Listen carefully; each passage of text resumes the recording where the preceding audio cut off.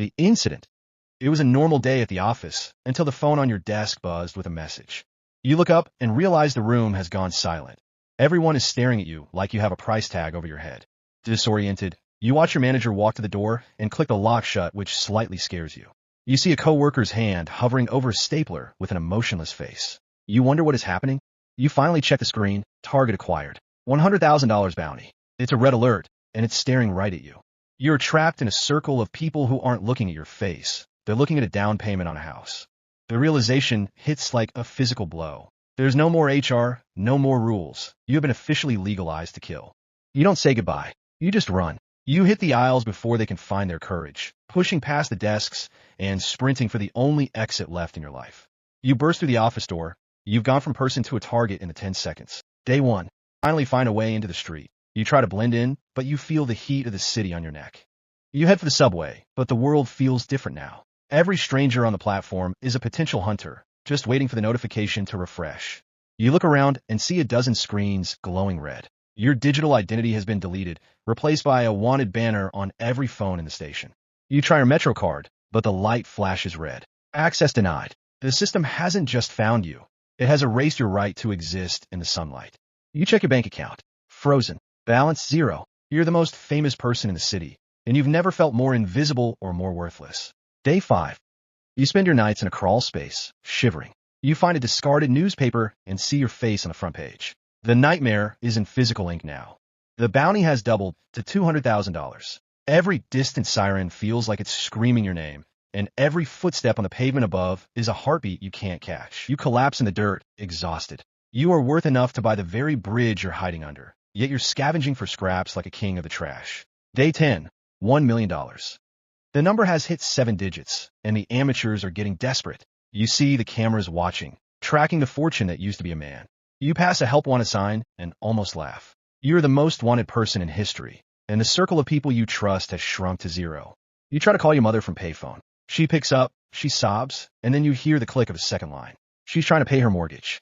You hang up before she can say, "I'm sorry." You stare at your reflection in the glass and don't recognize the ghost staring back at you. Day 20. $5 million.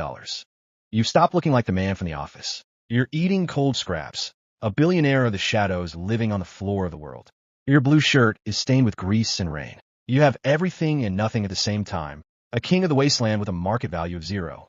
You're scavenging for rainwater in a plastic cup. It's the ultimate irony. You are worth more than the city, but you can't even buy a clean drink. You look up at a giant screen, $10 million.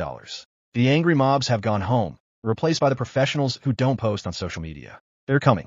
The professionals have arrived. They don't use phones. They use heartbeat sensors. You are a prisoner of your own biology, glowing like a neon sign. They've surrounded the building. Men in great tactical gear who don't care about the story, only the payout. You realize they've been tracking your heat for miles. Through their optics, you aren't human. You're a heat signature, a target that needs to be collected. Your own body is betraying you in the infrared dark.